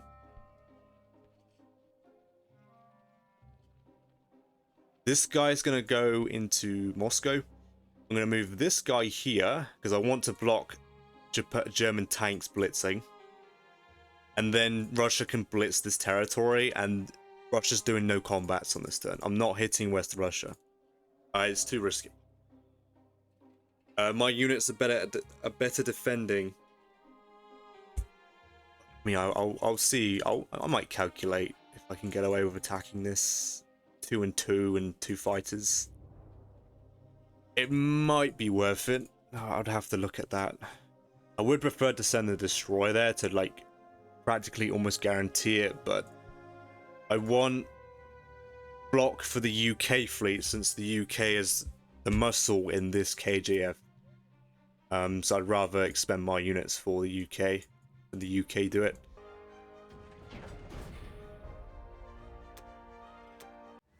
Good luck to the US.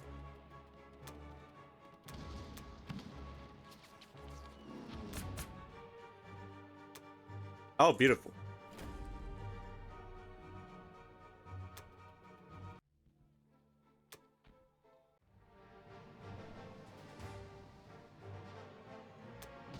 Okay, awesome. Very, very good round there for US.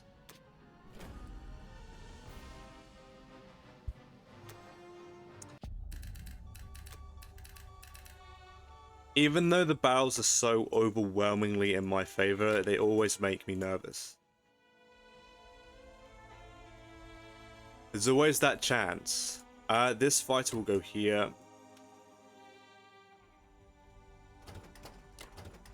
These guys will come in here. I don't have to do that. I can leave 3 destroyers there. I don't think Germany's hitting this with 1 bomber. It makes very little sense.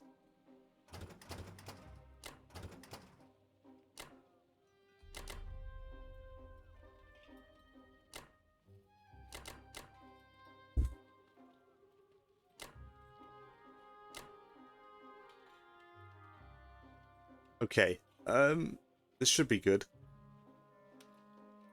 So yeah, I have 1 transport plus 2, so that's 3 transports, 6 ground are ready to come to Africa next turn. This is fine, and just to eliminate all possibility that Germany goes for 13 here, I'm just going to stack with 3 destroyers. It's a little crazy to go for. I don't know what to expect, because Germany seems very adamant on attacking very aggressively. Alright, good stuff. Yeah, I don't think my eyes are deceiving me here. I think UK actually has odds on Japan. I'm not kidding, this is the first time that I've been in a game where the Allies have had the opportunity on Japan mainland. I'm actually like, it almost feels a little too good to be true.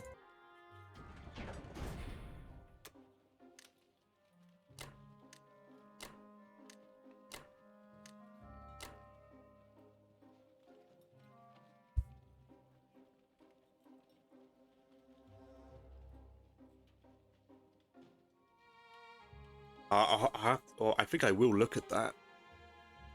I have to see if it's actually worth Russia risking to hit West Russia here.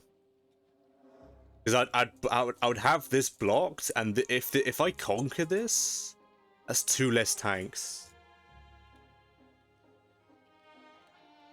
That's probably worth attacking, or at least considering. Yeah. Yeah, 2 infantry and then carrier fighter stuff. We'll be on that carrier. Yeah.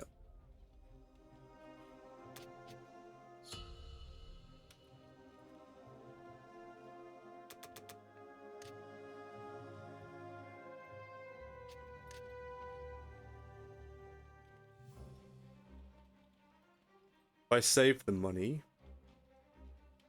if I save, I can get 6 more units next round. I'm gonna see if I can get away with trying to conquer this and still defend myself. Okay, so I'm actually gonna go for West Russia. 2 infantry, 2 artillery, 2 fighters is an 84.5 to conquer, assuming I don't sack any planes. Averages 2 artilleries. If I can conquer this, that's 2 less German tanks, so I need to take those 2 tanks out. And that's 4 less German infantry, which means that Moscow is at an 85% to hold. Yeah. Since I'm going for the conquer here, I need to use my money up. Just on the off chance that Germany still actually captures Moscow on their turn. And they take the 13%, or I fail West Russia. Assuming I kill all the units and I don't conquer, Germany has a 33% with the 2 extra tanks. So yeah. Get to blitz that. I do think I have a lot of artillery as Russia here, so I think it is worth it. Yeah, the odds are pretty stacked in my favor there, so I think it is worth it. It would be good because UK did fail a couple rounds ago to kill any infantry. So these are the infantry. They're sitting right here. So if I can kill them, Germany doesn't really have much of a front line for their tanks, much as they would hope for. So.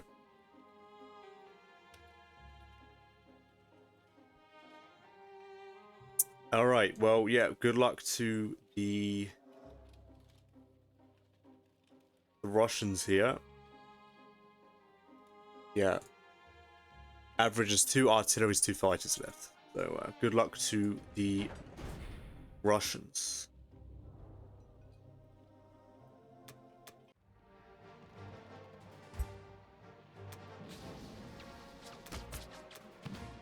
Okay.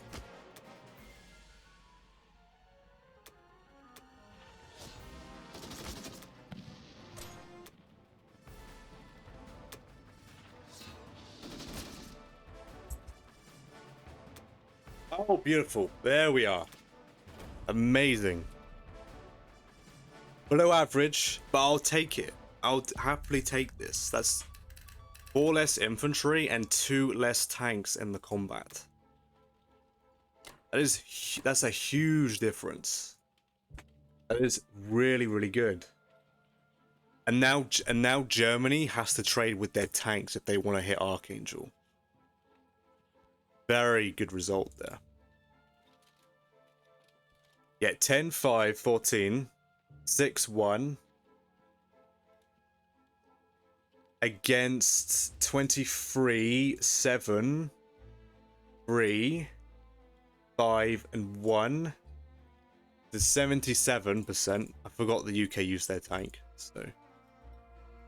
But I'm gonna switch to bombers for 4 tanks. Alright.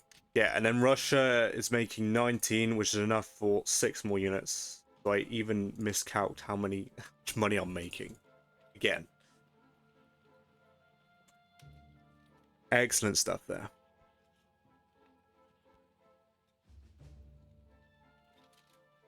If I do bomber first, what's the difference? Only a 0.8%. I don't think it's that vital. Yeah. The bomber will die after the artillery.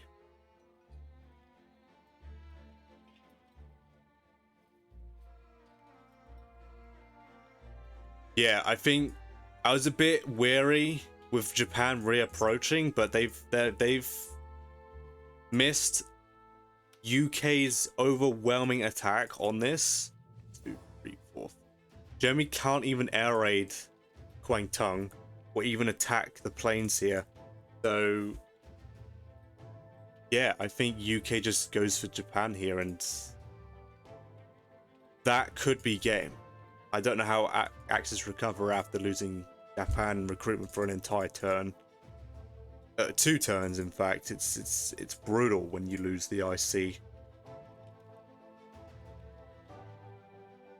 Really good stuff there.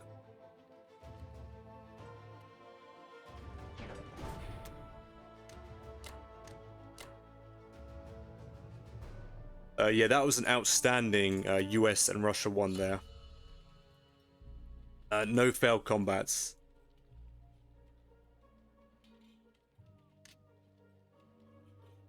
And AP is roughly even. It's going to change once Germany has their turn. But I think the Allies are okay. If UK didn't have odds on Japan, it would be a pretty close game, I would say. But yeah, this is I think that might be the finishing move. We'll see. All right, that's the end of UK. Well, my USA round 4 and Russia round 5, and I'll be back with USA round 5. All right, welcome back to USA 5 here, or it would have been, but the game is actually over here. Allies victory. One of the Axis members forfeited. But let's see why the Axis chose to forfeit here. It only got to Germany's turn with 4 infantry, 2 bombers, and a fighter. I think this buy was for around 6 timing on Moscow. But the way Germany played, it seems that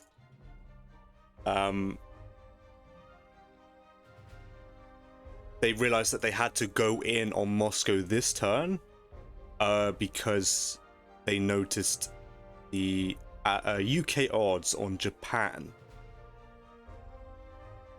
Tokyo here. So yeah, Germany hit Moscow here. And failed pretty hard, actually.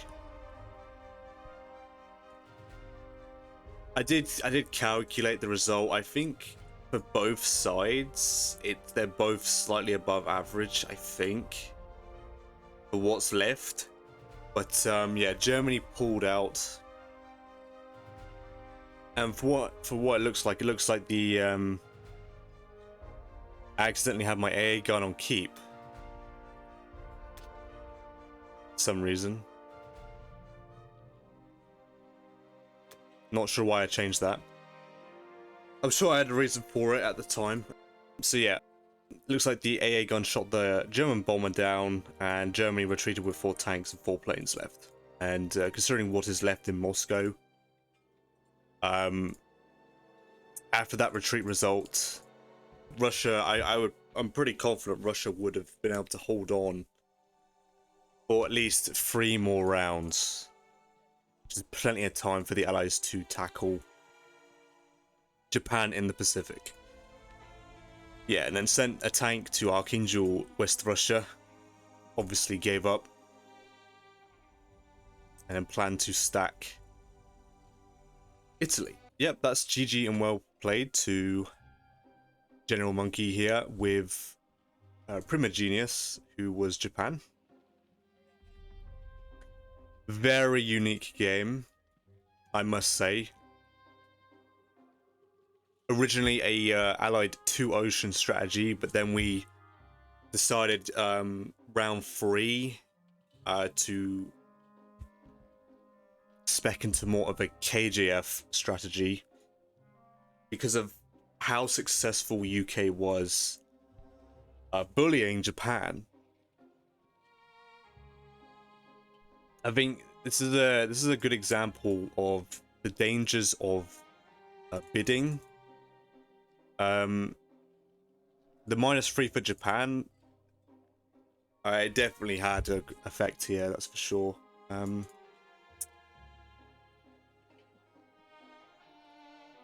Yeah, it does open KJF options and even two ocean, as we've seen here, 2 ocean options for the Allies.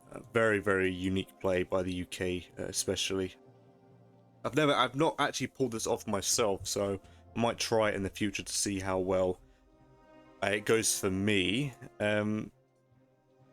Yeah, so yeah, UK went Indian Ocean Pacific, US went Atlantic, which worked out very well here, definitely. I think this G1 buy is, I've never seen anything like this. I think it's pretty interesting, and I think Germany easily got away with that. But I think the problem is just the lack. Well, there you go. That's more of a healthy number of units to buy. But yeah, Germany was really aggressive with their aircraft. They lost 2 bombers.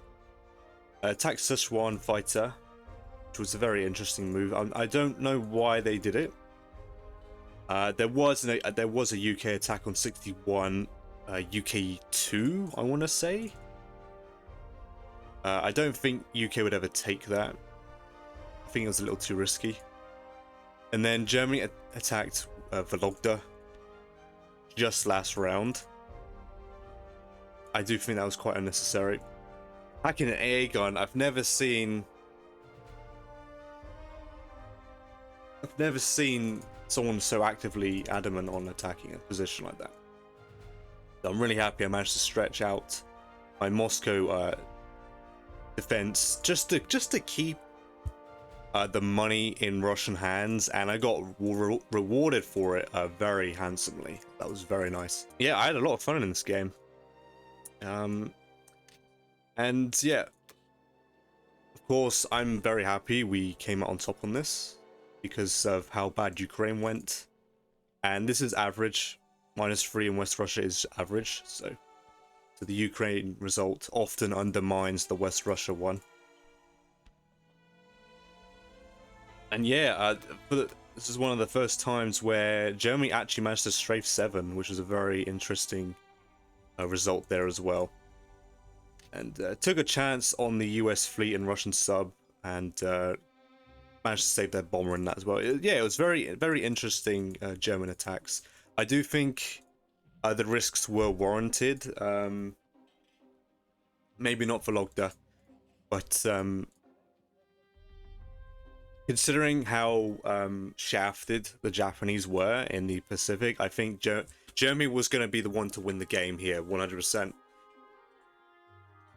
And that's the normal in a KJF anyways. But in this, it was originally 2-Ocean, and it would have to be Germany in this 2-Ocean that would win it for the Axis here. So I do agree that Germany should have been quite aggressive here and took a couple risks. It's just unfortunately for them, it did not pay off. And yeah,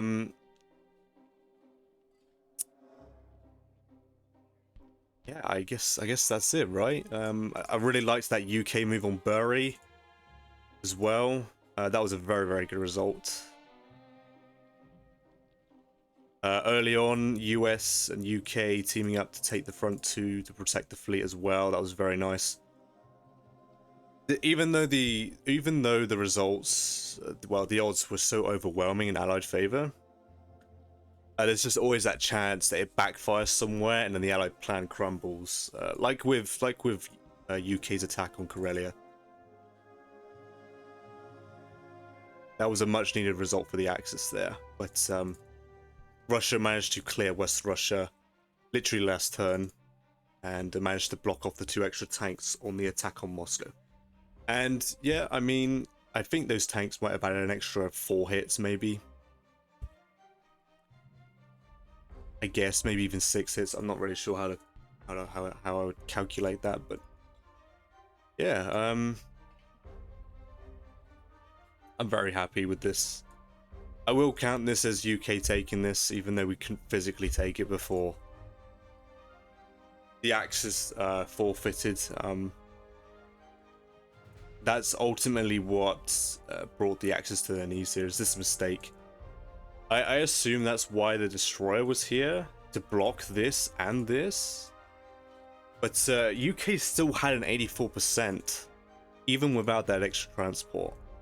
Which, depending on Moscow odds, we might have sacrificed Moscow to go for it if we're feeling the need for a risk, right? It might have been worth it, I'm not sure. Maybe not. Allies were pretty good in the Pacific.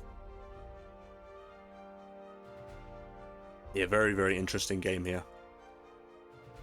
And I'm glad me and my ally pulled it off. I mean, there was some pretty good teamwork going on here between the allies. 100%.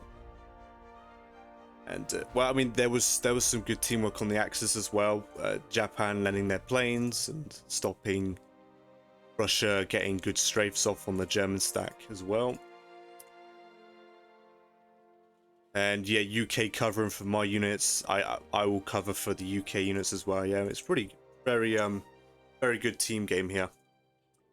All right, well, I think that's it for this game here. So GG and well played to our opponents. Thank you so much for watching. Appreciate your time, and I'll catch you in the next one.